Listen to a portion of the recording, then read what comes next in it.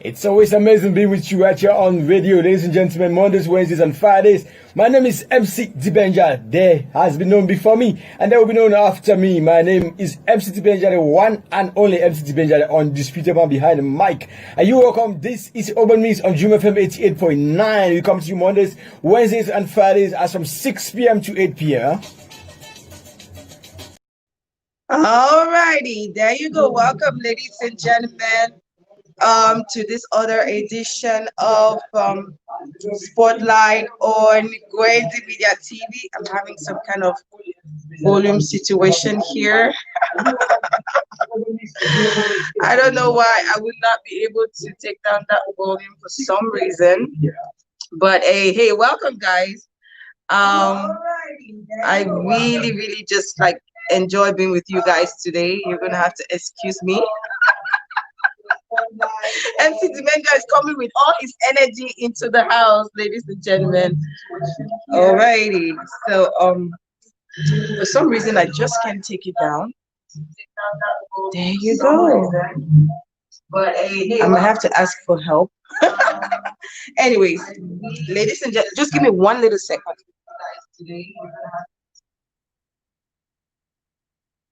Wow, we are back. Well, that's what it is whenever you have somebody so electrifying as guest in the house. As you already saw from that little intro except, that's the guest we're going to be receiving today. His name is MC Dibenja. He is originally, his name is Dibenja Ngoto. I hope I got that right because he just told me about it. He comes from Bomboko clan in Meme division, that's in the southwest region of Cameroon.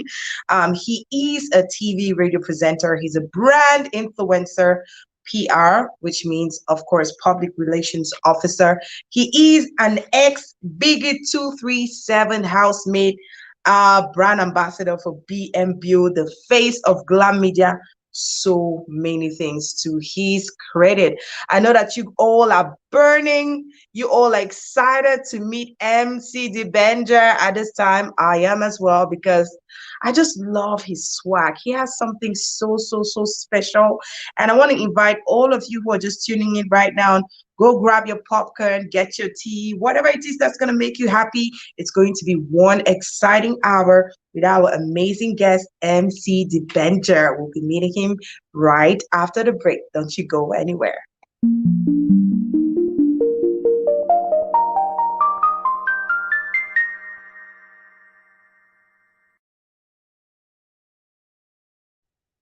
Yes, welcome. Hey! How you doing? What's popping? Fine, thank you. You look so amazing in your makeup. I mean, Thank you. I just wanted to do something very light. You know, when you're receiving a superstar on the set, you know, you want to come and you want to bring it on, right? So I might try to bring some small freshness inside. I see Wayfuni Max already there, celebrity fashion designer out here in Maryland, DMV area. Branny Futso, how you did? The other day we had so much trouble talking to Branny Futso, but hopefully we'll be able to get you. How are you doing? So MC, fine. What's up? What's popping? Everything is popping, man. It's so amazing. I'm good. I'm good. You look good, man. You never take off their glasses, so. No, I sleep with it. Oh my word. So everything is swag all around the clock, is swag all round. Thank you. Thank you. All right, so all you guys know, the tradition on Glam Media TV is once you come in, you say hello to the guests, you let us know where you're watching from, and of course, you hit that like button, you smash those love signs, let us see them going up like boom, boom, boom, boom, boom. Don't be stingy with that. And of course, you share the video so that anybody who is not on here can come on and be watching. I see Bless through Attorney Esquire watching from Mundum Palace. You are very welcome. So let's set the pace rolling. MC Dibenja, tell us a little bit more about you. Let's hear about your childhood. I know you come from Meme division. Where is Meme division found? My division is the headquarters is Kumba, the Oh, Southwest region. okay. Yeah, so I come from Bumboko clan, Bumboko Nambonge subdivision. So you're from K Town. I'm from like my division, the headquarters is K Town, but actually not from K Town. Oh my God. What language do you speak in K Town? Like in your where you come from? Bumboko people we speak Bumboko, or you can speak in other words you can say Mokwe. That's why I can't. We Do are you want originally from the Bakwe. people watching you from there today? Of course, of course. I think I sent what In your language, of course. to greet people in my language. Yes. All the people watching from the Med Division today. When I Bumboko windy, no, Yeah. What does that mean? yeah, yes. Huh? What does that mean? It means Bumboko people, good evening, how you doing? All righty. So I'm saying good evening to Abang Shula, who's also watching from Texas. All righty. So tell us a little bit more about you, MC Dibenja. MC Dibenja Dibenja, Otto. MC Dibenja, or you can call it Dibenja Ngoto, is a young man who comes from Bumbuku clan in the southwest region of Cameroon. Bumbuku clan is a clan we are divided under Meme and Fako. Okay. So Bumbuku is the originality of Bakweri. So people from Bumbuku who migrated to present day Unakanda, where in the Boya subdivision, Unakanda. So we kind of share, we're the same ethnic group, but we just have a little bit of differences because one person is being exposed to civilization more than another person. Oh, You know, wow. so where you find yourself, it actually influences your language and possibly your behavior and everything. So, but we are still the Bakuri people, the people or the Bakuri people, we're one people. All So right. I like the Bumboko clan comes from Limbe right up to Muyenge, where you have Muyenge, that's where down behind the mountain. Oh, Down. wow. So part Okay. of us is Fako and part is Meme. All So right. So I was born in Bokoso. It's one of the villages in the clan. I was born in Bokoso, and I started my primary school there. Later moved on to Limbe. I've been moving from one school to another, from one place to another. why? So I like going to new schools. I like meeting new people. I hope So that's the same about women, because if you like moving from one place to another, Mahadi to the man. You sure say I I can respect that. hope it I does can not respect extend that. to women moving from one No, woman to no, the other. no, not at all, not at all. All right, that's rest assured. So I did my primary school in 4 different primary schools. Wow, 4. Yeah, GS Bokoso, that's my village. Okay. GBS Idinal, GBPS Idinal.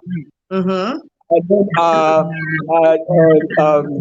CBC Centenary School in Newtown Limbe. Mm-hmm. Then GBS Njikwa in the Northwest region. Wow. Yeah, that's where Okay. I had my first school. That's where I had my first school certificate. And so was that because your family had to move a lot, or was it, I mean, at that age, I don't believe that was A great, you making it.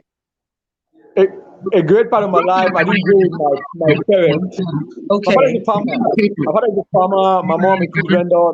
That's what they used to bring up us up, send us to school. My father is a cocoa farmer and stuff. So I basically lived with my uncle. I lived with my grandfather. Okay. So I lived with my uncle who was a teacher in Udu now. He was transferred to Jikwa. Then I moved to Limbe with my grandfather. My grandfather died. I moved now to Njikwa to meet my uncle again in Jikwa. Okay. Yeah, Wow. so I basically, Yeah. yeah, I, that kind of like instilled a lot of culture in you, because Yeah, of going course. to other places, you were exposed to different cultures, different traditions, and all of that. Do you think that that's Yeah, something that kind of influenced who you became today, a of course. fashionista, a TV radio presenter, and all of that? Yeah, because I believe that if I grew up in one place, just where I come from, there's so many things that I know today that I wouldn't know, because they say traveling is part of education, right? So traveling, Benoit, Benoit says that you are in not much. don't mind him. So Benoit, hello, traveling, welcome. traveling is part of education. So all this traveling actually exposed me to a lot of people and to different cultures. And I can say right here that that actually helped me. It actually gave a lot of confidence to me. Like, okay, you're making it out of your home. You can get out of where your mom is not, your dad is not, and you can still survive. Mm-hmm. Yeah. Yeah, So, I've heard you talk so much about your dad and how he influenced you in becoming the person that you are. What yeah, relationship do you share with your dad? we have a very close relationship. I mean, I grew up. If I'm ever going to treat a woman today right, if I'm not Oh, going to treat a woman right today, it's the way my father treated my mom. Because oh, I grew up in a home where my dad, like the way we live at home, actually influence the way I look at things, the way I want to hustle, the way I relate to people, the way I relate with women and everything. So it's out of what I saw my dad do at home. that's My dad is amazing. Yeah, my dad is a farmer. He's a farmer, and trust me, not a very big farmer. It's a very small. Let's say I come from a very manageable home where we barely survive. You understand? But trust me, there is no day that we could go hungry. There is no day that we go without our fees not being paid. We are six from my dad. We are six of us. I'm the first. I've been to school all throughout. I've had my degree. Up to this point, my dad is still telling me to go back to school. He's still like, Wow. hey, I think that's it's a not enough. all parents do that. They just want you to Yeah. keep going to school. At When this are you point in time, he's still telling me that, yeah, he's still like, hey, you should go back to school. A degree is not enough. Maybe you should get a master's, maybe a PhD. And I'm like, okay, I need money right now. I need to look for money. It's not about going to school. He's like, you still have to go to school. Why hustling? So my Yeah, dad inspired me a lot. He did inspire me a lot. So that's And amazing. then the kind of woman that he married, the kind of woman he married, that's my mom. So some point in time, I feel like if my dad didn't get married to my mom, what would have happened? Like, am I sure I'd have had the life I have? Our house was burned down due to a crisis. Our house was burned down Oh, in April. sorry about In that. April. Yeah. So, but trust me, he's still at that position where he'll still tell you, like, hey, everything's going to be okay. Like, that's the end of life. Imagine that you're 25, 20 something years of investment is brought down in 10 minutes, Oh like in God. flame. And then you have to start back from square one. There's nothing that you have. You have to start from square one. So the way he talks to us, I look at him sometimes and I feel pity, but the courage he gives us, the way he tells you guys, like, hey, it's going to get better. You just keep It, working, it's going to get better. And I feel like, man, I want to be like this man. The reason why I'm using Dibenja is my dad's name. My own name is Ngoto. So that's my okay. dad's name. So I feel like there is something that is behind this name. There's nothing that I can do for my family. This name alone. I am supposed to carry this name to a different level. That's amazing. That's amazing, MC Dibenja. Thank you so much for sharing so much insight and the relationship that you have with your dad and how he has, molded you to become this hardworking, pushful, go-getter young man. Because today you are a TV radio presenter, you are a brand influencer, you are a PR, you are also an ex housemate of the very first edition, season one of Big Brother Cameroon, as we call it, BIGGY237. Now let's talk a little bit about your career as a TV radio presenter. How did all that start? You know, growing up, the way I used to talk like I used to be a talkative. You were talkative. Yeah, Okay. I used to talk, and then I was given a name Ukwa back in the village. They used to call me Uh-huh. Ukwa. People Because, used to call you Kukwa. yes, Oh my word. I've always been that person who likes to be spotlight, like to talk, and get people listen. Uh-huh. Yeah, so it's been so. At one point in time, I thought maybe being a teacher would serve that better. But then Mm-hmm. again, I said to myself like, no, this is not it. The fact that I talk, it doesn't mean that I can be a teacher or I should be a teacher. You know.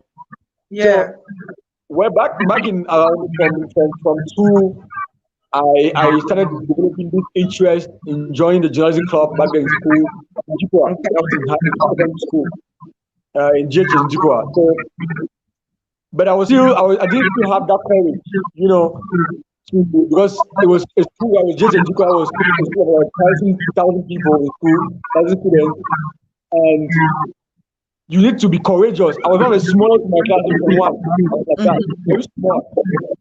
So you need to be extremely courageous to stand in front of the school and read To the news. yeah. So I joined the journalism club background. I always go to the club and then I just sit there while the other two gongs are doing the whole stuff. And then some guys came from Yaoundé back then in school, and then they career orientation us. They came for Yeah. career orientation and they were talking about the whole journalism field. There was this lady who came there, and the way she was talking, it was really small. And then the way she was talking, she was like, everyone was looking at her, everyone was admiring the way she was talking. I was admiring her the way she was talking. So I looked at her and I'm like, if she can do this thing, I can do it as too. small as she is, then man, I can do it too. I Yes. mean, let's stop people from doing it. So it's something I love doing. So why should I stop myself from doing it? Then I went back home. I was with my uncle then. I met his wife and told her that, okay, this is it. I wanted to be a journalist. And then, shockingly, everybody burst into laughter.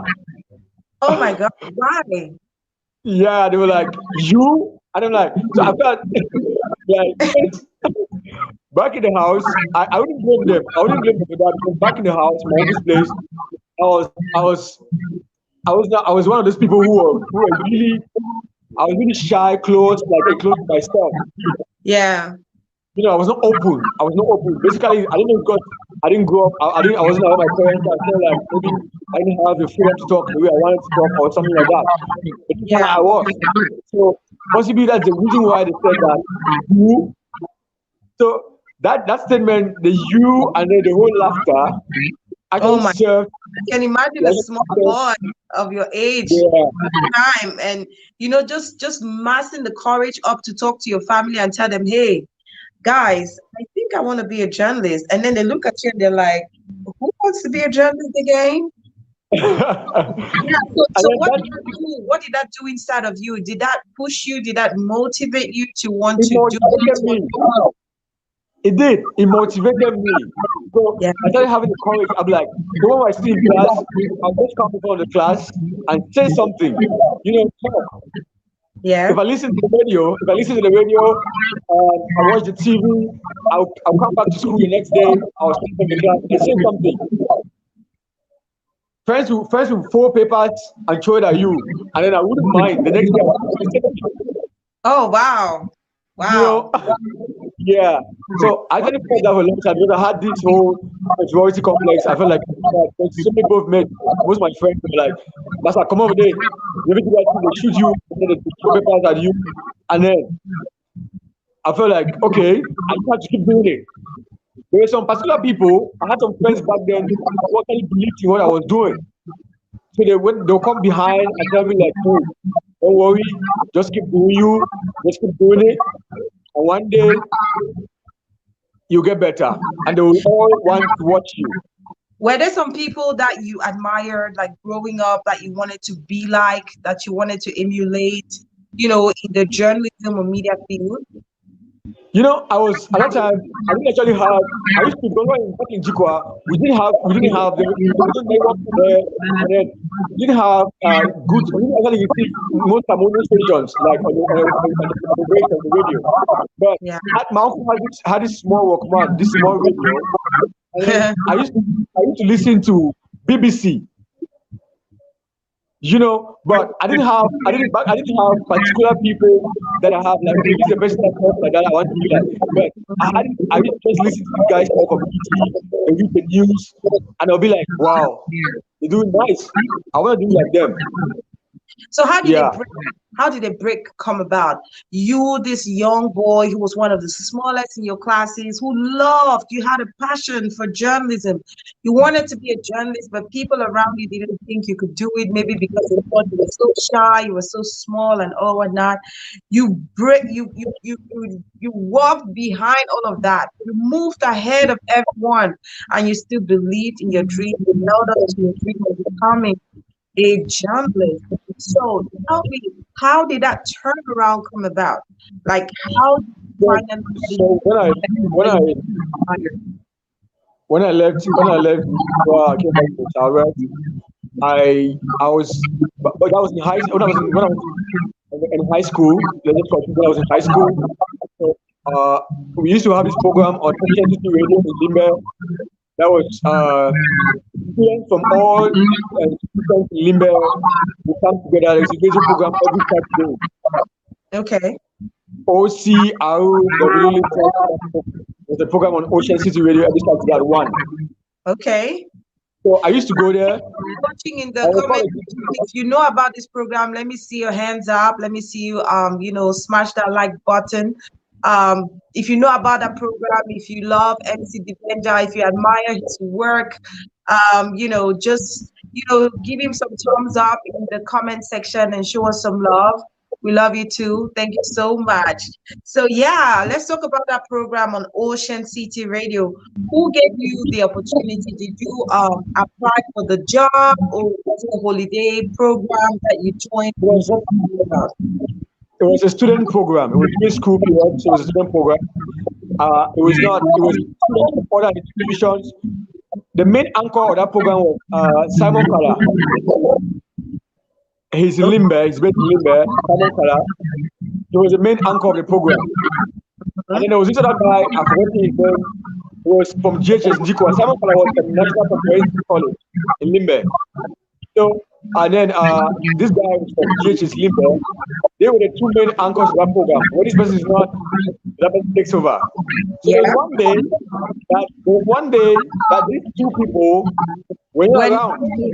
Yes. I when we got there, I was the only guy that was on the program that day. And then they were like, okay, who's going to host the program today?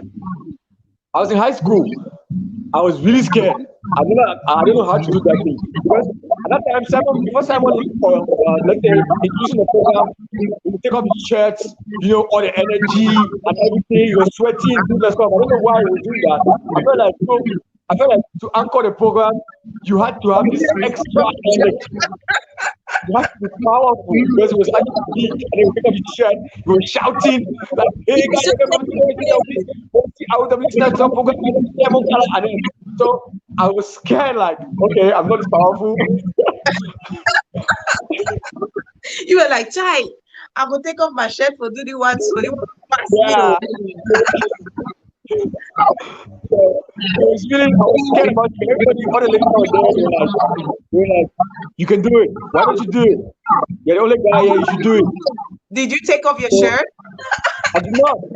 I did not actually take off my shirt. So I tried that day. I did it. I did it. And then from there, I told myself the next week now, the boat came, and that was all for me. So I could not have the opportunity to do it again. I don't have the test to like, okay, I want to keep doing it. But there was no opportunity for me to do it. I want to keep doing it. So when I What was went the to feedback? What was the feedback that you got from doing it that there very was this first guy, time? there was this girl there.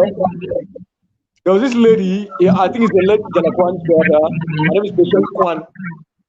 So she was at the wedding that day. So when I finished, I came out. She was like, "Wow, you did great! Like, is this your first time doing it?" I said, "Yeah." She was like, "You did great," and then she encouraged me that I should do it more often. I can practice alone at home. I should do like I should work on myself and listen to it. She said that she encouraged me. And I felt like, oh, like I was like, oh, if a lady appreciating what I did, it means I did great. And I was like, Yes. I mean, for that time, like just a very first time, you sitting in the shoes of somebody, some people who had really, really held the show like right up there and getting all those words of encouragement. I believe that yeah, that was all you needed, to fly. Sometimes you just need those words to just, fly away, like and just be the best that you can be. All right, so let's move away from that very first experience that you had. You went on to work with High TV. You also hosted Star Trek on BT Media, national and international guests. So, what has been, would I say, your most touching experience that you had as a TV radio? please come again. I didn't get you clear. I didn't get What that. has been what has been your most remarkable experience? It could be as a interview or just working as a TV radio host. What has been your most inspiring moment or interview you had? You know, so far, Star Trek has been one of the biggest things I've done. You know, yeah, because it was being aired on my major prime and my major prime is airs in about 52 African countries. Mhm. Yeah, so I had viewers all over Africa. I had people reaching out in other countries. I have friends from other countries right now watching Star Trek. Yeah. And it was a great opportunity for me. Thanks to my brother, my big brother, shout out to me, big brother there, who actually got me to that platform. It's been one of my greatest moments. But before getting to Star Trek, where I got that courage that I could do something. The two main places where I got that courage that I could do something.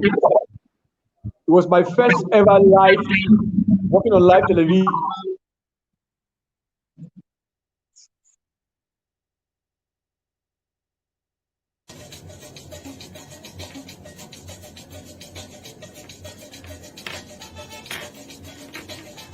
It's always amazing being with you right here on radio, ladies and gentlemen, Mondays, Wednesdays, and Fridays.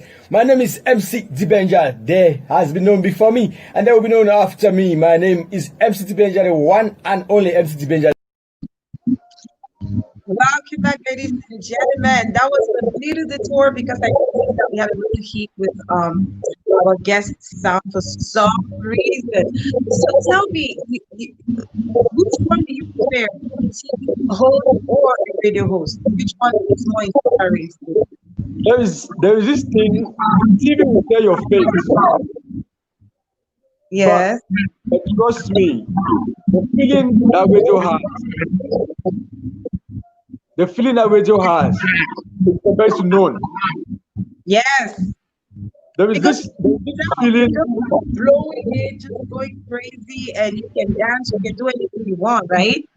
If you can get people follow you on a radio program, trust me, you can do good.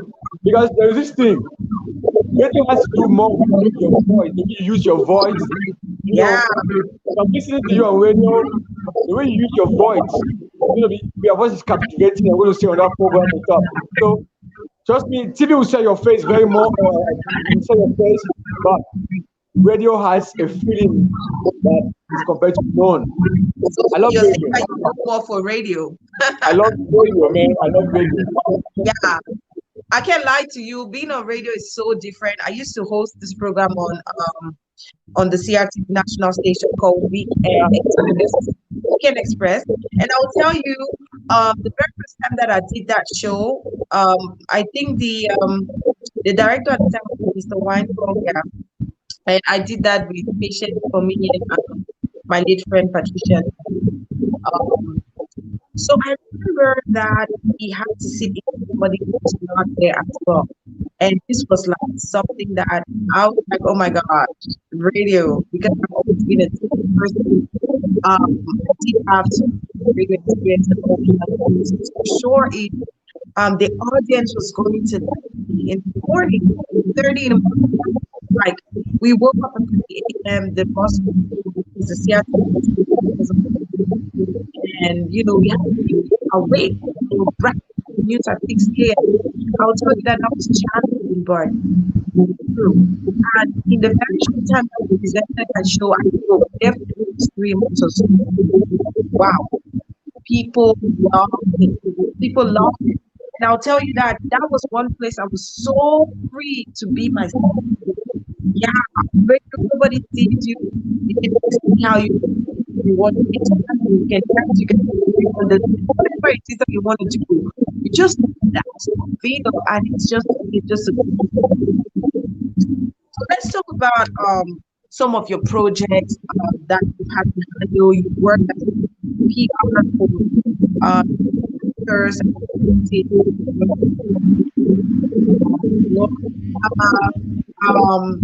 presently you work with me entertainment activity. What exactly do you do with those roles?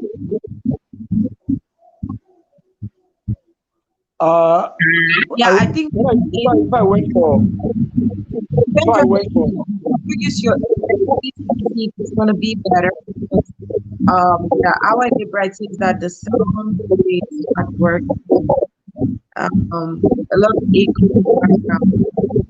Yeah, I'm getting a lot of echo from the side. Oh really? Oh my god. Yeah. Oh my god. That's not good. Hello, Vanessa. Welcome. You use your earphones to work. Maybe it would sound. I'm not so sure. All right, so we were talking about this project, like what exactly you do, working as a PR, also a big TV actor, all of that, and also as manager for Nikki Entertainment. So basically, before getting to BIGGY237, Yeah. before getting to BIGGY237, I was PR for Nikki Entertainment. I used to be Akubai's PR, Leslie's PR. Akubai is a gospel artist signed under Nikki Entertainment. Leslie as a secular artist signed under Nikki Entertainment. So I used to do PR for the two artists. So when I got out, I was given the post of a manager for Leslie.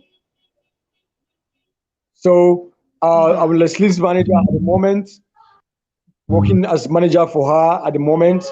Presently, I'm a brand ambassador for BMBio. BMBio is a skin and hair care natural product line. And then I'm the face for Glam Media. Glam Media is a promotional platform. They produce media content and stuff. So basically, then I just launched, recently I just launched my new TV show, Dibenja Challenges, which is aimed at meeting Cameroonian celebrities in fashion, comedy, music, movie, beauty, to in their place of comfort, wherever they are, wherever they find it comfortable. We don't have a particular spot that we meet them, and we get to have a chat with them. And the things that our audience are not opportune to get to know about these people, we get to bring those information to them. So basically, that's what I'm doing at the moment. But there are so many other projects on the pipeline that are coming up. But when they unfold, you're going to see them. Let's talk about BIGGY237. That's the juicy part. I wanted us to wait until now to talk about it. So, how did you get into BIGGY237? Are you sure your viewers want to hear all that? Because I thought yes, a lot. I'm Okay. sure they want to hear. Let me see hands up in the comment section. Do you guys want to hear all the juicy details about BIGGY237, like what was going on in that house? A lot of relationships were formed from this. We want to know everything. MC Dibenja, take us to how you got into the house first of all. You know, one day I was coming from Douala. I was working in Douala, so I was coming back from Douala. I met this lady in a cab, and then she was like, this was watching something on her phone. So I heard some people talking about some Big Brother thing and stuff. So I just asked to watch because I'm somebody when I hear something that interests me, I just want to see it. I want to know about it. Yeah. So I checked it out. I saw this Big Brother dub stuff. You know, the pilot edition of BIGGY237 came up as Big Brother dub. So and then Wow. I was like, okay, funny, Big Brother dub. Why is that? Big Brother and Dove. And Does it sound better now?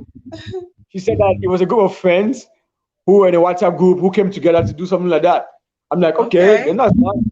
And then she said that they're planning to take it national to make it some kind of Big Brother Cameroon. Yeah. I'm somebody who has always wanted to get into a reality TV show. I've applied to several of them in Nigeria.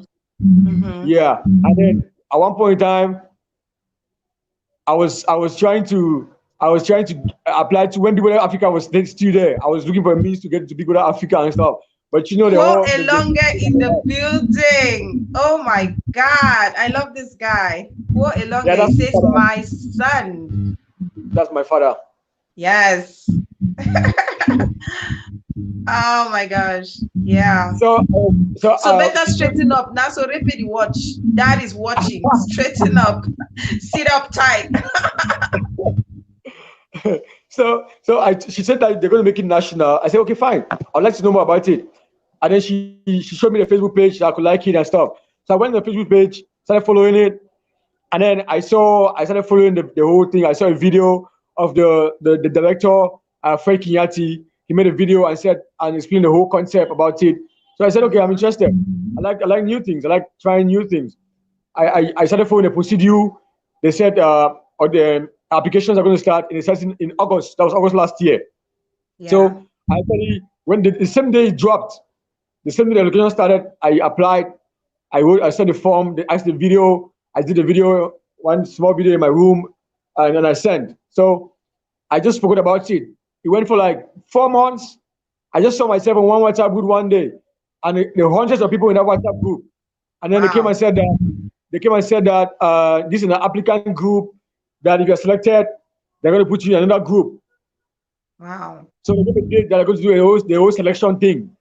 So that they came, and then they selected from the first person. I was there, anxious.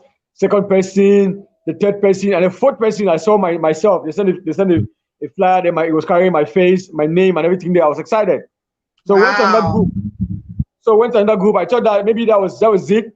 Like, okay, I'm already into the show, but there was another step again to get into the show. Okay. In that group, there were 54 of us in that group. Now they said that they're going to do another screening, which was going to be the phase one of the whole thing. Did you know what the screening process was all about? What exactly were they doing? Are you aware of it, or you didn't know? No, they didn't tell us what they were actually looking for or what they were looking for in all the screening. Okay. I wasn't aware. We just apply, we fill forms, they ask you information about yourself, you talk about yourself, explaining and everything. So they were doing a screening. I had no idea. We had no idea what was going on, like what they were looking for actually.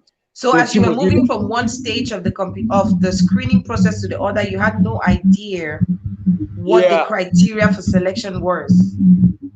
At the beginning, they just said, at the beginning, I had no idea, but when we left, before getting to the house, the criteria was based on the tasks.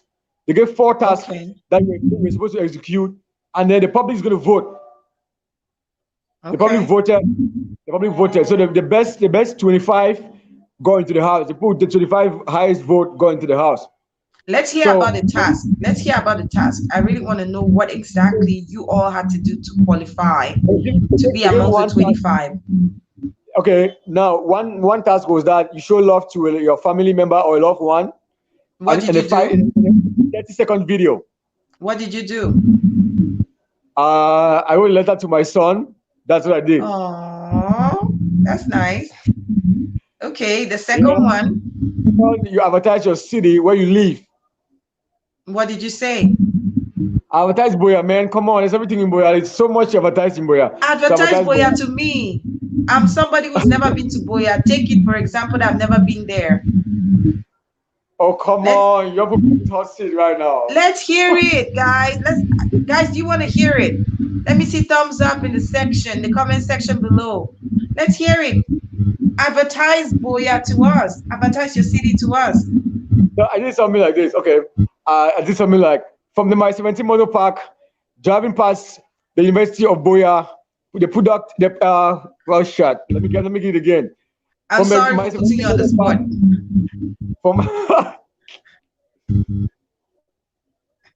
Okay. From the My 17 Motor Park, driving past the University of Boya, paying host to the most beautiful men and women in the country and intellectuals, driving past the legendary Moliko Omnisport Stadium, which acts as a starting point of the Mount Carmel Race of Hope, arriving at the governor's office by the Prime Minister's Lodge. Welcome to Boya at the foot of the mountain, the town of legendary and hospitality. Woohoo! Good job. Nice. So what was the third task you needed to accomplish to be part of the 25? Advertising BIGGY237 like a product. Having a product like BIGGY237, advertising like a product. So what did you do? What there I advertised BIGGY237, like what it's all about and why you should get into it. Okay, so I don't know. We don't know why. Why should we be even interested in BIGGY237? Sell it to us. You know, there's this thing, there's so many people out there who have talents, but you don't have the right platform to showcase the talent to the rest of the world. That's true. Yeah. So a platform like this one, which brings together different people from different ethnicity, different cultures, different languages together in one place for 2 months to bring out the best in them and showing the rest of the world what they have got. Wow. I mean, you should be part of this platform. I like it. I would have voted you into the house. And what was the last task? The fourth task you needed? Again. I forgot it. All right, that's fine. I mean, maybe you remember it. So now you were selected amongst the 25. You got into the house. How was the first week like in the house? Boring. What was going on in that house? Like you just got in there, you met all these people and all of that. What was going on? It was boring. Quite a long essay. The process of qualification for that show was itself quite problematic in many respects. Yes, there was a lot of problems that happened, and even the day you guys were going into the house, there was so much going on the internet. My gosh, people were fighting, insulting each other. Like, man, we didn't think that show was going to go on anyways, but it went on. So yeah, so tell us about your experience in the house. The one thing that I wouldn't say I enjoyed my stay in the house 100%, and then I didn't feel like a game because first of all, a reality TV show like this one is supposed to be people who don't know themselves come together in one place and are learning to live with each other. Learning to live together, but this BIGGY237 is something that we knew ourselves before getting to the show. Because you guys were on the WhatsApp group, right? Of course. And then we met a couple of times. We went out a couple of times. We met a couple of times before getting to the show. Was it not instead a better strategy that you guys know each other first? It was not. It's a worse strategy that we do on the show, But so before getting to the show, some people already created cliques. Somebody already had their favorite housemate. This is my best person in the house. I don't like this person. I don't like this one. So getting to the house, it was just like there was no competition in it. Clans were already formed. Yes. So were you a friend to a lot of people, or did people like you a lot in the house? Did you follow the show? The contestants, the other contestants, did they like you? Did you follow the show? I'm just asking you follow the show. I did couple of times. I have my Okay. reservations. Go along there. Can you help me out? I I encourage have, the initiative a lot. I do yeah, encourage it. yeah. It's a nice initiative. Just the approach. We need to work more so that the next, season 2 can be better. I had people. I had my own kind of people in the house that were my own friends. Because everybody, not everybody will like you. Especially in a group where because I'm the kind of person, when I know something, if I think this thing is going to help us, then I'll say it. I'll bring it up like, okay, cool. Yeah. I'll bring it up like, okay, I think we should do this thing this way. We should all do it this way. It's going to be a betterment for all of us, But some people. Oh my God, what happened to Dibenja? Did lights just go off on you? Jesus Christ. Oh my God, what just happened there? And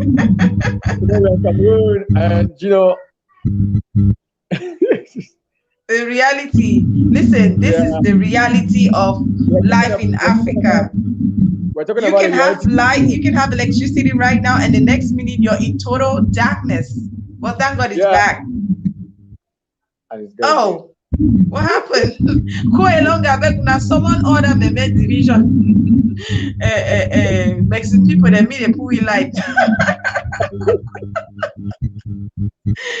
Yes, go on, man. At least we saw your face. Yeah, So sometimes when I come up with something, I say some stuff that I know and stuff like that. People will not find it because everybody have their own reason why they go into the show. I like your franc parler, as they say in French. I like your straight talk, and I know that with you, we're going to get every single thing that went on in that house from your own perspective. Yeah. So basically that's it. So, but I didn't go along with everybody. We had quarrels, we had fights. So and then I had people that I went along with, but along everything. When I came out, I said that this all was just okay. People were putting on this attitude because everybody's going to put on whatever attitude they're going to put on because they want to win. So yeah, when we're out of the show, that's now living our real lives out of the show now. So we have to let that go and then continue life and live our lives normally. Tell me about some of the challenges that you had in the house. I want to know all the things that you appreciated in the house, the things that you didn't like on a personal note. So one of the things that I appreciated is that at one point in time, when there were some things to be done, right? There are some people that I met that were people who were actually highly concentrated in the things that they were doing. You understand? I met people like Achiri Victor, who is into movie directing. I met people like Rani Bell, who is somebody who is into her makeup stuff, the Nerisas and the rest, that when they are into this stuff, I met Cindy Stainless and the rest. Small Pepper. When it comes to doing something in respect to their different fields, that they actually have a mastery in it. So we all come together, put our heads together, and do something like that. In general, like for example, in a country or even in a home, when you are siblings, there are people who are just off, and there are people who actually would walk in line to see that there's an achievement of a general goal. Yeah. So basically, there's some people that I enjoyed staying in the house with because I actually learned from some other people, and then there are people who listen when I was talking. When there were people who listened, who actually saw sense in some of the things I was saying. But one thing I was mad at one point in time is because they will come generally in the open. They will not acknowledge the fact when you say something. They will not when you say something where you all are seated, they will pretend like they don't like it, and then they'll come behind and tell you like, "Hey, bro, that thing you brought up, it was good. Hey, it was good, and I like keep it up and stuff like that." But when we are to bring ideas on the table, they'll make other people feel like you don't buy your idea at all. So they'll join the people and not buy your idea, but they'll come behind and say, "Okay, I learned something from it." So basically, that's how people are. Generally in life, you have people like that who will not give you the glory openly, but they come behind your inbox and say those things. So it doesn't really matter. Yeah, I mean, you don't really, you're not sure to trust such people because you don't know. Yeah. If somebody cannot speak out for you in front of you, then they're just bullshitting around, right? One of the things that I would say that I didn't actually like is the fact that I think the selection process of this show was supposed to be more than the way it was done. I don't know if Let's know about your suggestions. What do you think would have been done? if it was supposed to be strict, very strict, so that I'm not part of the show, but the show is done well, then let it be so. How do you mean? Can you spell that out? I mean is that there was no I didn't think there was a particular criteria, because if you look at majority of the housemates, there was you will see the lack of why am I here? Substance. Yes. You see the lack of why am I here? And what am I contributing here? It's a reality TV show that people live their normal lives and whatsoever, but this was a first edition of something that everybody is hoping to see the best. Cameroonians are hoping to see the best.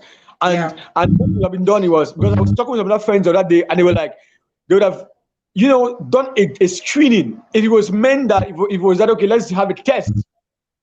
If it was have a test to test people their capability of being on some platform like this, because there's some point in time whereby the level of it was draining. I was feeling drained. I was feeling drained. I felt like it was I was being worked out a lot, because most of the things that we talked about in the house, most of the things that were being brought up, there were no games and everything, because by the way, they bring the games, who are going to do it? There were no brain works. Who are going to do it? Who are those who are going to participate in those exercises? So what were you guys doing in the house actually every single day? What was going on in the house? We're making noise, we're shouting. You guys were just making noise, just talking, nothing talking, just on holidays. You guys were on holiday. Yeah, it was a vacation. Did you like the vacation? Did you like it? I did not. So going into the house, MC Dibenja, what were your expectations? No, one thing. Quite long and say house arrest. Quite a long game. Oh, my brother, see, I love you so much. In fact, Jolivam, you are direct to the point. It's like house arrest. So, what were your expectations? You're stealing my shine in my life. What were your So my expectations generally should be told that. So when I saw a whole lot of sponsors,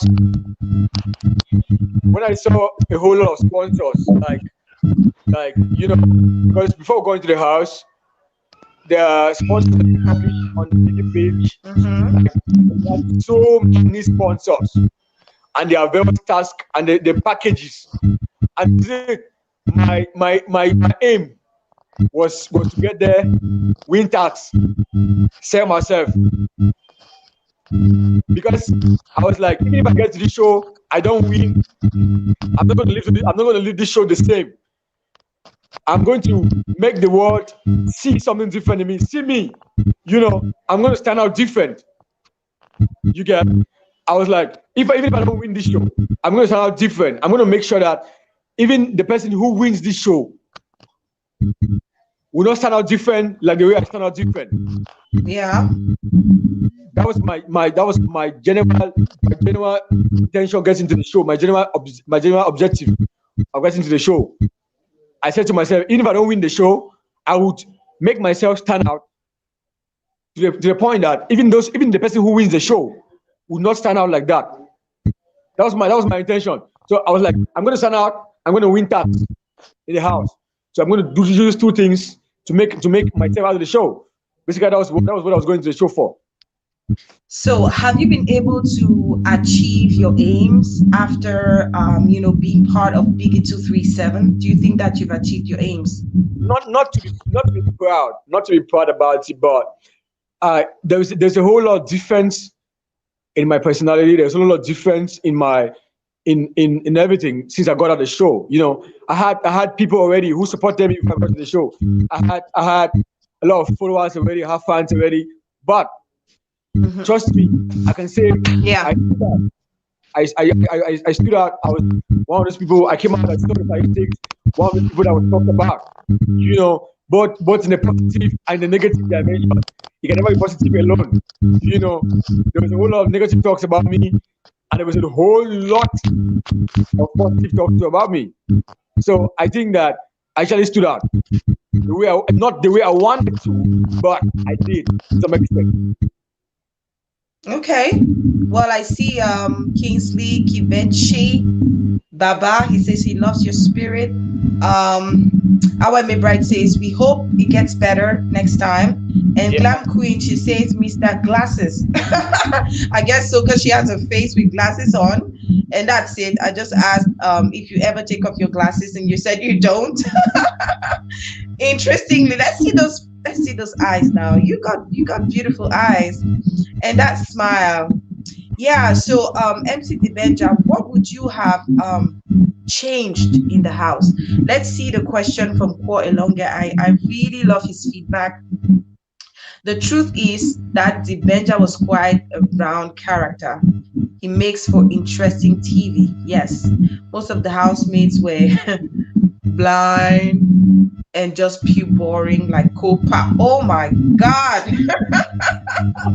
That's Ko Elonga for you guys. If you don't know who Ko Elonga is, he is a professor at the University of Boya. He is a seasoned presenter, and if you want to catch him, you can follow him on Freaky Table. Freaky Table is a hot table.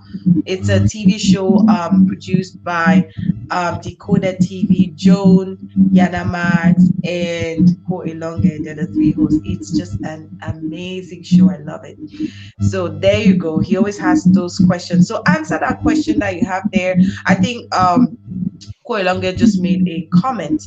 Yes, he thinks that you are quite a character, and I will tell you that there was much that was left to be desired in that house. We expected a lot. I'll tell you, the very first day, I think that day I did make a comment because I joined the live broadcast and everybody was just talking in pidgin, and somebody said today was Pidgin Day, and I was like, wow. Pidgin Day.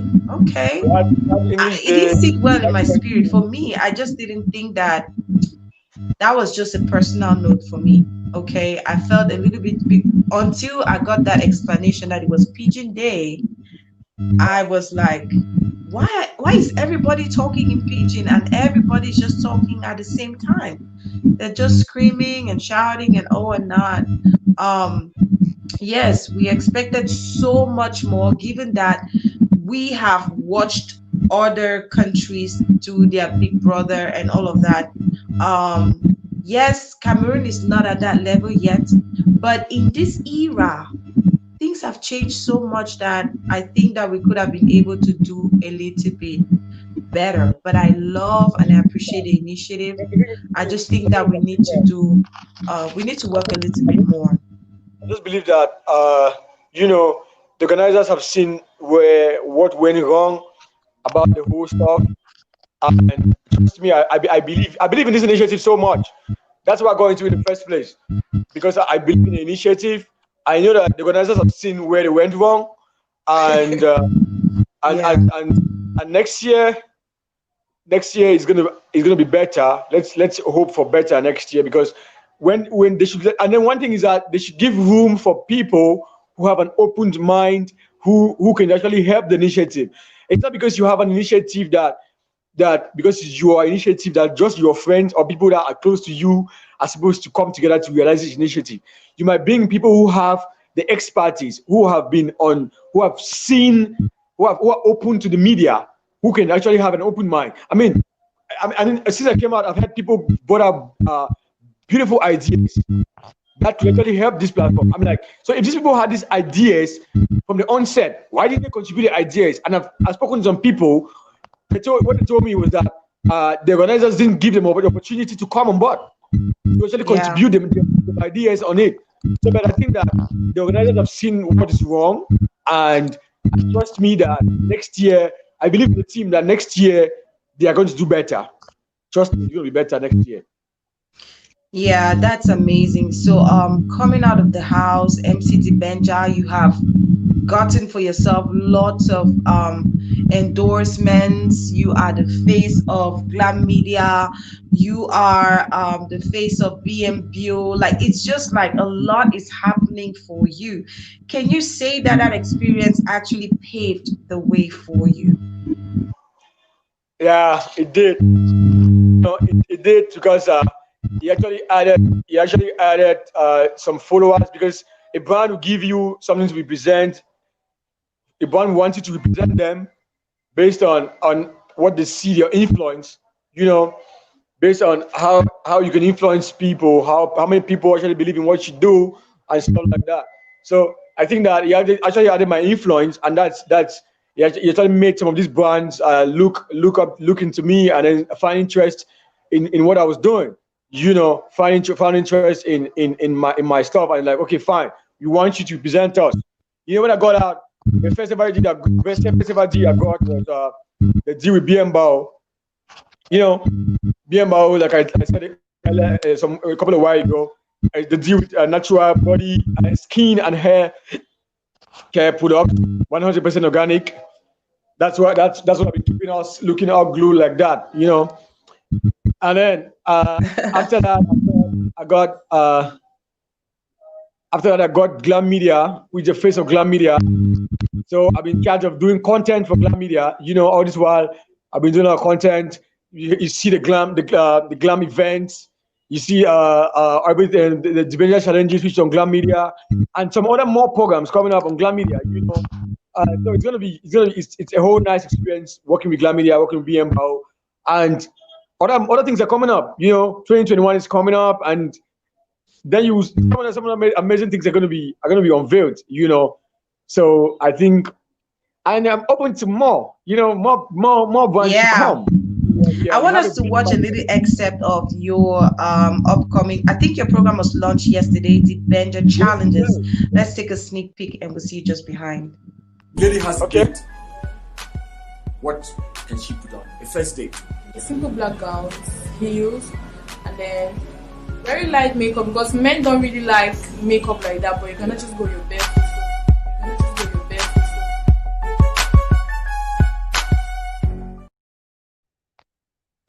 Welcome back, ladies and gentlemen. Our guest on today's program is MC Dibenja. He is a TV radio presenter. He's a brand influencer, brand ambassador. He is the face of Glam Media. He is also the face of BMBio, amongst others.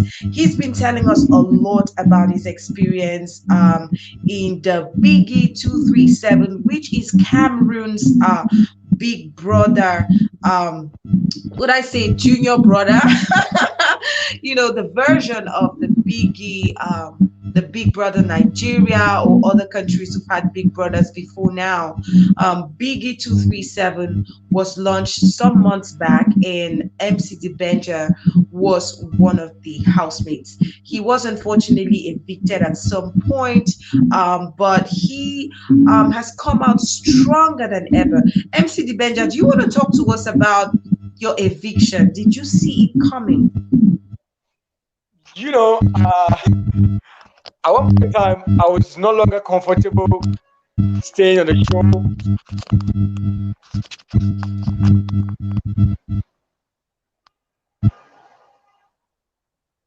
So we have a question on the screen there from Gowalixmon, who is watching from Montreal in Canada. She says she left the house without saying goodbye to your mates. Why so? Either way, you did well in the house. Gowa, thank you for your question. Like I said a couple of minutes ago, I didn't have much friends. I didn't have really friends in the house. I had particular people that I related to up to that point in time when I was evicted. So there was this. I had stayed in the house for 1 month, so we have known ourselves more than the way we knew ourselves outside.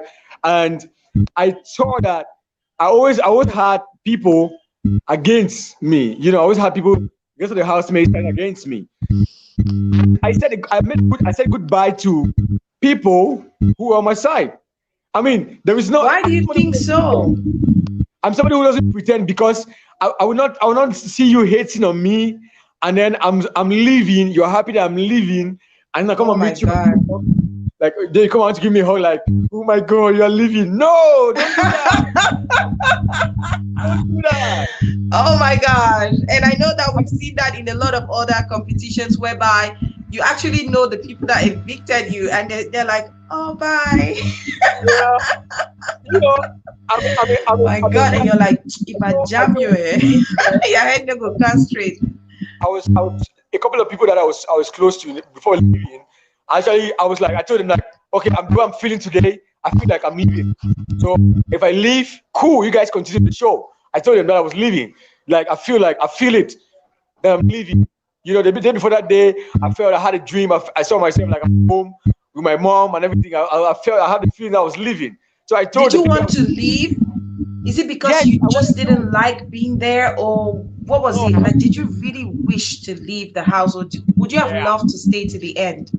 No. And possibly win the grand prize, the 10 million francs, 10 million in cash and prizes? I wanted to leave because there's one point in time where I saw that it was not going. I saw like I had nobody go. Yes. I saw I had a lot so the swallow fufu soda fufu let it go down. Go. Hey. I feel like I had a lot outside than in the show. You know, during that, I left the show after 1 month, and before the other housemates came out 1 month later, I did a whole lot of stuff for that 1 month outside. You know, I did things that people who stay in the house that 1 month, that 2 months came out, they could not meet up to those things that I did. You know, so I said like, okay, people have seen me for 1 month. I mean, I've proven what I wanted to prove. Like, okay, I could be on a reality TV show. I'm like, people, my kind could be on a platform like this. People have seen me. I've been there for 1 month. I mean, everybody wants to talk to you. So I should leave now. Go talk to people outside, man. I should go. You have a big fan base, MC Dibenja. I think you're a likable person. Before even getting into the BIGGY237 house, you've been a host for several programs. We've seen you around. We know what you can do and all of that. So I think people were expecting to see you maybe go to the end, because in their minds they thought that talent needed to come out, you know, a little bit more. People individually spend close to 7 million francs to get them to the finale, and possibly win. Or possibly, what are you talking about, MC Dibenja? No, people possibly, because you saw the statistics at the end of the day. You saw the statistics that they were showing. The list came out. Mobile money, you see 6 million. Normal votes, SMS, you saw these 3 million. You saw this one. And trust me, I told you a couple of minutes ago that I was going to this show, and my family is internally displaced. Oh my God! If somebody had 1 million to do that stuff, to go give them to go pay through mobile money for votes, please. So are you saying that there would have been some fishy things going on that we did not know, you know, about the whole competition and possibly the finale? A list came out, right? At one point in time, I had no idea that people could actually vote through mobile money. Okay. Yeah, but when the show ended, so I mean, how did people know that they were voting through mobile money? I don't understand. How can people vote through mobile money? What does that mean? That they were sending money to people, or what? I was surprised, right? Just at the finale, the last week, the people who went to the finals, I saw a list was out after the finals. A list came out as statistics for what money came in and how, the means that the money came in, you know. And then I saw there was a column that said mobile money, you know. And then the names are there. You see Vanitels, you see 6 million, 6.1 million. You see this person, you see this amount. So it means that people could actually go to MTN, pay this amount of money for votes, because they could not, they don't want to do it through SMS. So what was the need for me being in that show? You see that there was a reason why I should come out, right? Because if you had just 3 million to put on vote, please bring a 3 million and give me, let's do business. Rather than using it to do votes that I'll not still win. Because people were spending 7 million. This is interesting. So what did you think about the finale? Like looking at it from, don't consider yourself as a contestant, just like an ordinary citizen maybe who could have been watching from outside. Did you think that everything was fair and deserving? You know, at one point, right, for me, whoever won, right? Yes, because I like that. Now, people were saying that this person had to win, this person who had to win. Why did the person not win? You know, I left the show. At the end of the day, it's a competition, right? Yeah, it's a competition. From the group stage, right? Let me tell you something. From the group stage, Vanitels was always a leader. Always leading the stage. Yes. So at one time, when I got out, people were talking. I had the whole Nerissa thing. Nerissa was the one leading everything. I said, some people can testify. I said that I'm not still 100% confident with the fact that Nerissa will win. Yes. It might just be that Vanitels' team is coming up with a strategy. Yes. On when and it's a collective win. It's from the beginning. It's not just something that came up at the end. Vanitels used to have. The thing is that Vanitels at the beginning, right, during the group stage, when we were doing the tax, you get Vanitels used to have 11%. While the second person behind her is coming with 6%, 7%. Wow, you see? And the whole of money that she was using to do at that stage. So what makes you think that they would at that stage use that kind of money, and then, you know, at the end of the day, when it's the real deal, they won't spend that money. You get? Okay. So for me, yeah, I mean, these are interesting insights that the people need to know about. Yes, I was around her fans the day of the finale with her mom and stuff, and I was hearing how much she spent on that particular day for the finale, like how much she spent for movie votes and stuff. They talked about 3-4 million, and I'm like, oh, thank God I didn't go to the finale. I was wasting my time. Because there was no money like that to spend, anyways. Yeah. So let's just think that maybe at the end of the day, what could have happened was that it was a collective you know, win, because it was not just considered from the very last day. They took it from the very first day and all the different challenges that you guys had in the house. And you know what? We wish the winner the best. We wish Vanitels the best. Vanitels was our guest on Saturday, and she told us, she told us a lot about the things that, you know, they were doing in-house. She told us that they had some competitions in-house, that she, you know, she was always the leader and all of that. And so even her, she was not expecting that she was going to be the winner at the end of the day, and she was just like taken aback when the results were announced. So I don't know because you're in the show. You cannot know because you're in the show, and then everything's happening outside. So you cannot know. Yeah. Yes. But now we're happy, you know, MC Dibenja, you're moving on, you're stronger than ever, you're showing your chest, you know, causing trouble everywhere. We heard that girls are not, you know, girls are in trouble everywhere you pass, because when you smile, they're in trouble. When you take off your glasses, they're in trouble. When you open your button, they're in trouble. MC Dibenja, why are you causing trouble around, man? I've never heard that. Now you're making that up. I'm not.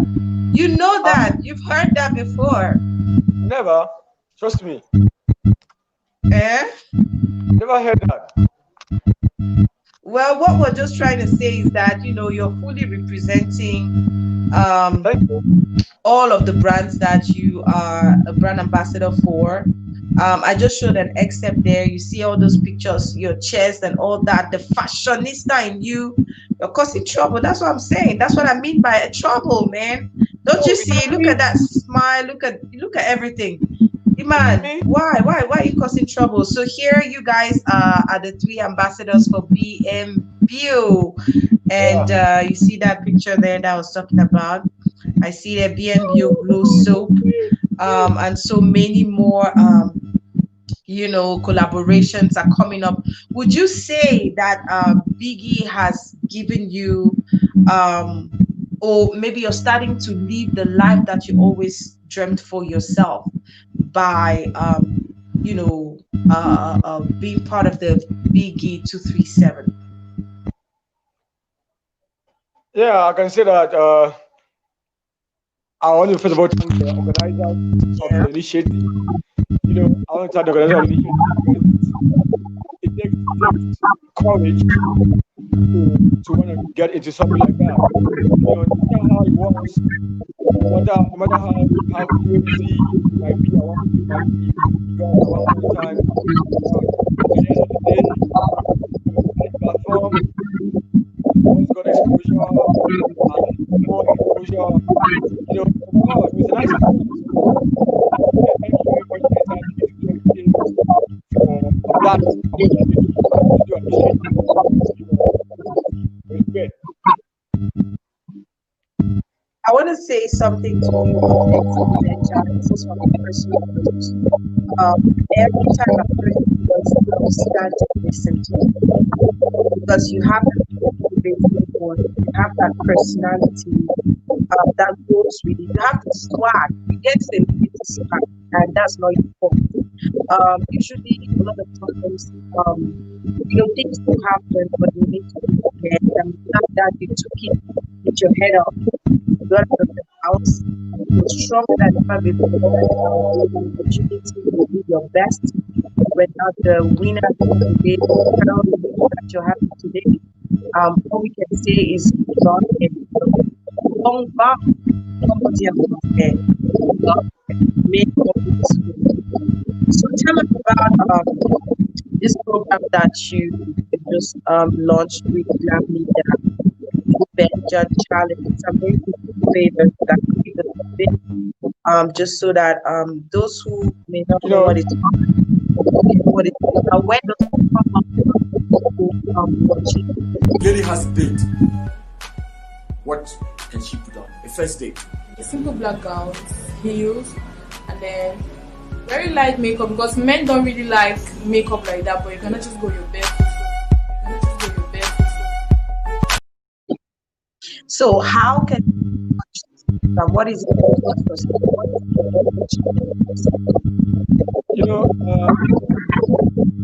I can't really get you. Can you hear me? Yeah, I can hear you now. So what is Dibenja Challenges? So it's going to be a TV show, like I said a couple of minutes ago, which is visiting celebrities, and then in their bringing out those things that their fans don't know about them, encouraging them to bring out those things their fans don't know about them. That's part of the celebrity, like for example, if you're an artist, we get to meet you, you get to talk to us about music, how much you know what you do. Like we challenge to tell us how much. For example, yesterday we were challenging Jessica from Star Alert to tell us how much she knows about fashion. At one point in time, she was supposed to tell us what to wear when we are going out in this particular event and what's not. That's to challenge her, because she criticizes people about fashion online.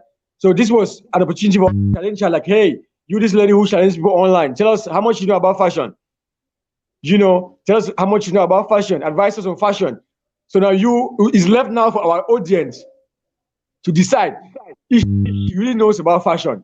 It's left now for our audience to decide if an artist really knows about music, or a comedian knows about comedy, or an actress or an actor knows about acting. So that's what the show is about. It's presently airing on Glam Media YouTube channel, because the show is produced by Glam Media.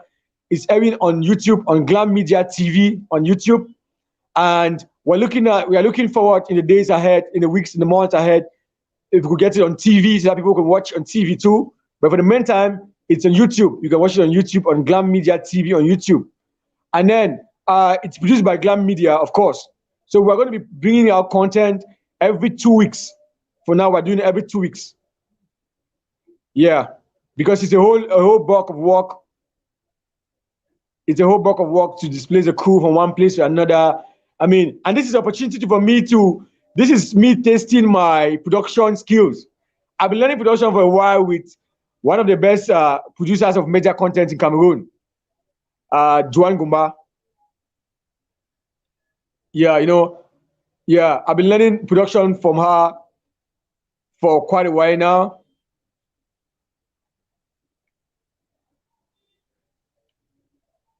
I can't get you. I can't get you. I can't get you.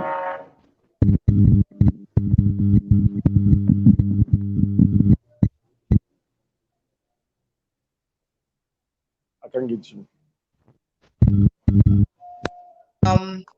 Just I can get you now. I can get you now.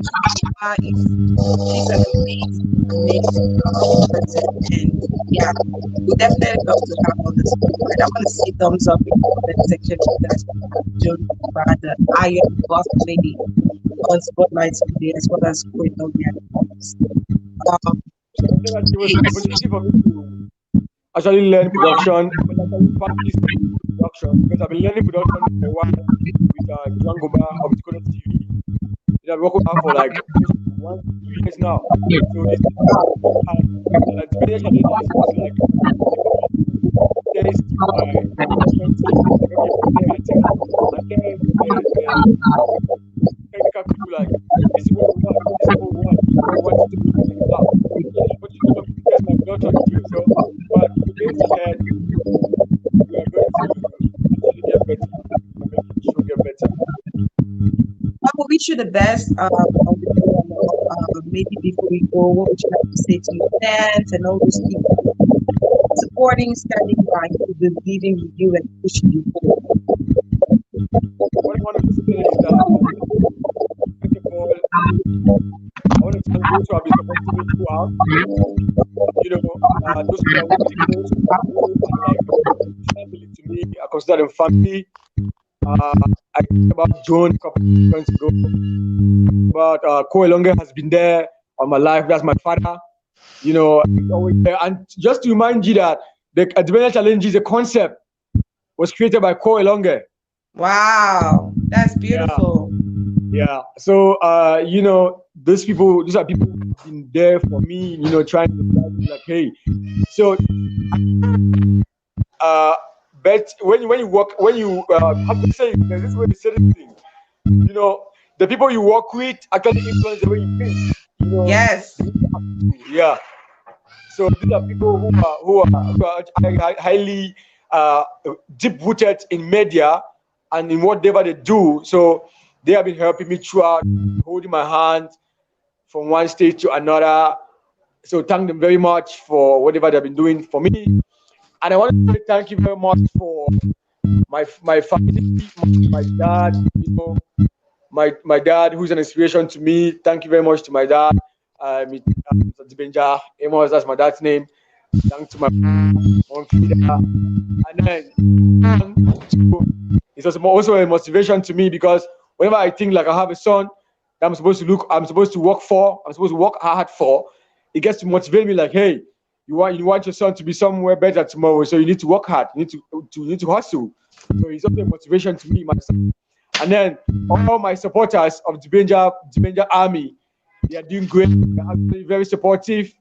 You know, my godmother who doubles as my boss. My godmother who doubles as my boss. Her Excellency, the boss, the glam boss. I love her. My glam She's boss, just Mama Joyce, aka Glam Queen. She's a beautiful person inside and out. Yeah, I just love her. For me and my family. Ever since I met her, she's been so amazing. She's an angel sent from heaven. Trust me, like, yes. I can't ask for better. Trust me, I can't. Yes. And thanks to supporting me, I can't stop telling people thank you, because people keep supporting me. Like every day, I have this person who people say they don't eat Facebook likes or Facebook comments. Trust me, if I post something on Facebook and somebody gets to like it or gets to comment on it, trust me, the next time I do better than what I did before. It motivates me. It's like a motivation. It cannot be funny, but it motivates me. So I thank everybody who supports me out there. who likes my post, who shares my post, who comments, who even just look at it, who just watch it and sit quiet. I still appreciate you because it takes somebody who really loves you, who loves what you do, to actually have the interest, to look into what you do. Thank you too for having me on your platform. I'm very grateful. Dibenja, I have been my following you for many years, and I love your work. I'm saying this. There are a couple of people that I love in our profession, and I respect their work. I have Deli Singer, I have Miss P, I have June Gumba. I'm talking about people in our generation. Okay, people in our generation. I mean, you're probably that generation. There's a lot of people that I appreciate. I love what they do. I love and appreciate their work. And you know what? We need to build this industry. Camera is growing today, but everybody can be able to do something. Yes, thank you so much, Glam Media, for sharing that. Please subscribe and watch MC Dibenja on YouTube. Okay, that's the channel there, guys. And I want you all to connect MC Dibenja. He's just a lovable person. The breath of fresh air. We listen to him. You just feel like, oh, he makes good communication with good media. And we're just so proud. You like my shirt? Of course, you can stand up so we can see. I know that you're fashionista. No, my shirt. I'm gonna give you one of my shirts. You like my shirt? Oh, thank you. Thank you, Benja. So if you're not following MC Dibenja, please do endeavor to follow him on Facebook, on Instagram, and everywhere. Follow Glam Media because he has an amazing program, Dibenja Challenges, very intriguing challenges, different people into that class. This is just so amazing. We work with one good team, and you will definitely love it. The first edition was premiered yesterday on YouTube on the page. The link is right there. Please do endeavor to follow, subscribe,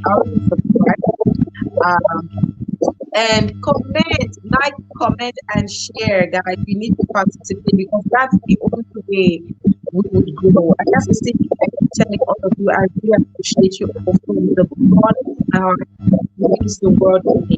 That I come up here and there's one person watching, that means the world because I'm making my goal. Okay, it might not be the target, but I'm making the goal. My goal is that vision. My goal is to inspire, my goal is to empower. My goal is to enrich through wonderful stories. It just doesn't matter who different personalities, celebrities, who are doing something that is worth sharing. And today we want to share with MC Dibenja. He's an amazing host. He is an excellent 27, reality TV show that took place the very first one in Cameroon. He is the same BMBio, he's based in Glam Media. It's just sweet personality over there. Dibenja, what do you want to do? Just do and do and push me to run just to, end the show. Okay. Let me get something. I just like your personality. You're so giggly and happy. Yes, it's a pleasure.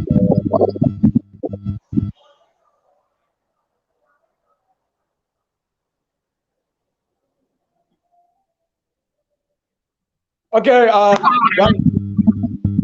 guess what I'm looking for, but what do you want me to do? Just anything, just feel the viewers now. Feel them with something, whatever it is. Just give us a short presentation. Okay. What's up, ladies and gentlemen? You're welcome to Glam Media TV. My name is MC Dibenja. I'm the guest for today on Spotlight. I'm putting myself on the spotlight on Glam Media TV. And hey, if you are not following Glam Media TV, then you are loose. Just have to follow you right now. And don't forget to subscribe to all their platforms. Follow them on Facebook, on Instagram, and subscribe to the YouTube channel and click a thumbs up. Ring the bell so whenever they upload a YouTube video, you get to receive it right there. We are good to go. Yeah. Yes. Thank you so much for being an amazing guest, MC Dibenja. We wish you all the best moving forward in all your wonderful projects. We'll be following Dibenja Challenges step by step. I love the concept. I'll definitely be watching.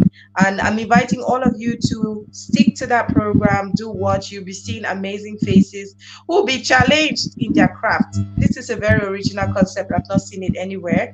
And I know it's going to be really, really exciting. We want to wish you the best, MC Dibenja. Keep up the good work. Keep being amazing. Thank you very much. Thank you for having me. Thank you for having me. Hey guys, thank you very much. Thank you very much. God bless you. Alrighty. So there you go, guys. For some reason, I don't know, we've had a really bad sound quality today. But hey, we had an amazing chat with MC Dibenja. For those of you who do not know MC Dibenja, he is an amazing TV radio host. He hails from Meme Division, that is in Cameroon, in Central Africa. He is an ex-housemate of the very first edition of BIGGY237. In other words, Biggie Cameroon. He shared with us some insights about his experience, his expectations, and just what he thinks could be done to improve this amazing concept. I would say it's an amazing concept. It's a laudable concept. With a little bit more work, it's going to be wonderful, even better than it was this time around. I want to thank you all so much for tuning in. Thank you all for commenting, for liking, for sharing. Thank you for being part of the Glam Media TV family. It means the world to us.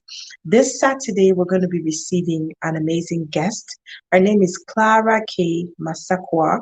She is a beautician, and she has a wonderful hair care product, which she'll be sharing all about it with us. She recently signed contracts with some of the biggest supermarkets in the United States to distribute her hair products there.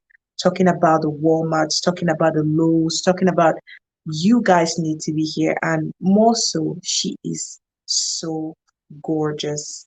She is a wonderful entrepreneur, and I'm inviting you to be here at 2 p.m. on Saturday, and let's enjoy the show. Let's learn about her story. All right, from me to you guys, I just want to wish you a wonderful day, and remember, you can be the change you seek. We'll see you on Saturday with the same pleasure. God bless you. We're going to end with this beautiful song by TZ Panchak, and I'll see you next time. I love you. God bless you. Bye-bye.